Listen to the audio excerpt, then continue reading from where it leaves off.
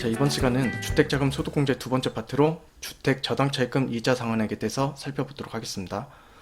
내가 주택을 취득하기 위해서 대출금을 받고 그에 대한 이자를 납부했을 때 이자분에 대해서 소득공제를 해주겠다는 거예요.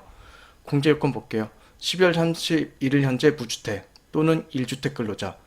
내가 대출금을 받아서 주택을 샀으면 1주택자가 되는 거잖아요. 그런 경우도 포함된다는 거예요.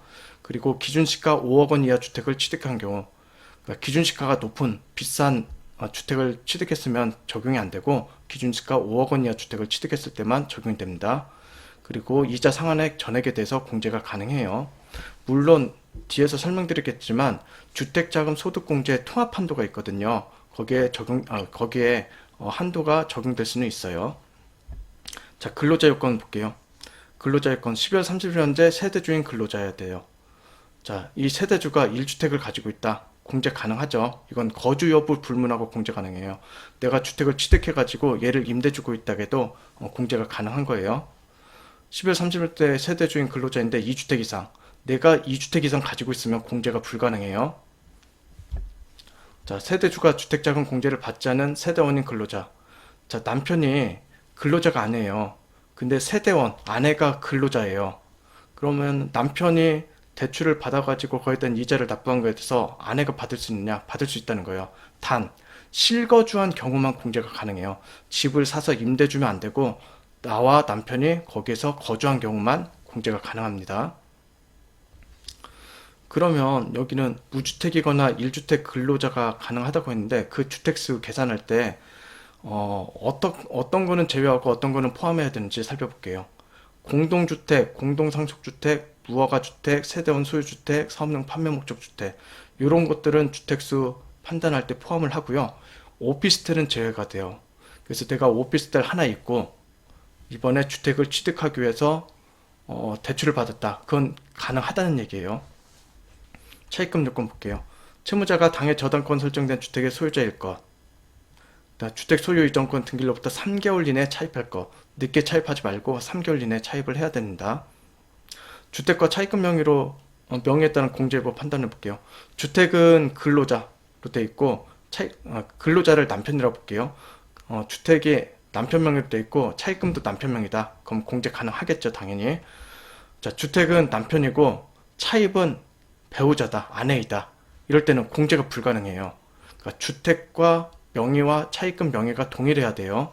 그럼 공동명의로 됐을 때는 부부 공동명의로 주택을 하고 차입금도 부부 공동명의로 가져갔다. 그럴 때는 근로자 부담분만 공제가 가능합니다. 자, 그러면 저희가 취득하는 주택이 기준시가 5억 원 이하인데 기준시가 5억 원에 해당하는지를 찾아봐야 되는 거잖아요. 자, 찾아보는 사이트 알려드릴게요. 기준시가조에는 국토교통부 부동산 공시가격 알림이라는 사이트가 있어요. 여기 가셔가지고 내가 취득한 주택의 주소를 넣고 공시가격을 보시면은 나옵니다. 만약에 내가 2023년도에 흥덕몰 13단지 1301동 1401호를 취득했다. 이때 기준시가가 3억 6천이네요. 그럼 5억 원 이하잖아요. 그럼 이때 대출받은 이자에 대한 이자 상환액에 대해서 소득공제가 가능하다는 거예요. 만약에 이 공동주택 가격이 6억 원이다. 그러면 이거는 공제가 불가하다는 얘기예요. 그래서 기준시가가 5억 원 이하인지 이것도 여러분들이 모르시는 경우에 한번 찾아보셔야 돼요. 공제여부 판단 들어가 볼게요. 주거용 오피스텔을 취득했을 때 공제가 가능하냐? 이거는 공제가 불가능합니다. 자, 주거용 오피스텔을 취득하기 위해서 내가 대출을 받은 거에 대해서 이자를 냈다. 그거는 소득공제가 안 된다는 거예요. 그럼 공동명의로 주택을 취득했는데 기준시가 5억 원을 어떻게 판단할 거냐? 전체로 판단할 거냐? 아니면은 남편과 아내 나누어 가지고 각각 판단할 거냐? 이거는 각각 판단하지 않고 전체적인 기준시가로 판단을 하셔야 됩니다. 장기주택 저당차입금 일시에 상환한 경우 어떻게 될 거냐? 내가 돈이 있어가지고 대출금을 상환했어요. 그럼 그 해년도에 납부한 이자에 대해서 소득공제가 가능하냐라는 거죠. 이거는 공제 불가능해요. 왜냐하면 기간 요건을 충족하지 않았거든요. 차입금에 대해서 몇 년 안에 몇 년 동안 뭐 이자를 갚겠다 하는 게 있는데 여기 보면 차입한 상환기간 10년, 15년, 15년 이렇게 되는데 이 기간을 충족하지 못했기 때문에 이거는 공제가 불가능합니다. 자, 통합한도 볼게요. 주택자금 공제 대상은 크게 세 가지가 있다겠죠. 주택마련저축 불이백과 주택임차자금 차입금 원리금 상환액, 장기주택 저당차입금 이자 상환액 이 세 가지가 있는 거고요. 이 세 가지에 대해서 통합한도가 있는데 먼저 각각의 한도를 먼저 보시면 주택마련저축 불이백은 저축 불이백이 연간 240만 원까지 가능하고 거기에 40%가 되는 거예요. 그럼 96만 원이 소득공제가 가능하다는 얘기죠. 주택 임차자금 차입금 원리금 상환액은 원금과 이자 상환액의 40%를 공제해줘요. 만약에 주택마련저축 불이백이 없고 주택 임차자금 차입금 원리금 상환액만 있다고 하면 얘는 한도가 400까지 가능하다는 거예요.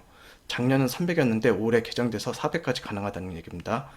자, 여기에 장기주택 저당차입금 이자 상환액까지 있다라고 하면은 통합한도가 되는데 ABC, 여기 공제금액에 ABC 제가 적어놨죠. ABC를 합한 금액하고 장기주택 저당차입금 요건이 상환 기간과 뭐 고정금리 여부 또는 거치식 비거치식 여부에 따라서 통합한도가 다르거든요. 이 통합한도와 비교해 가지고 둘 중 작은 금액이 공제 한도가 적용이 됩니다.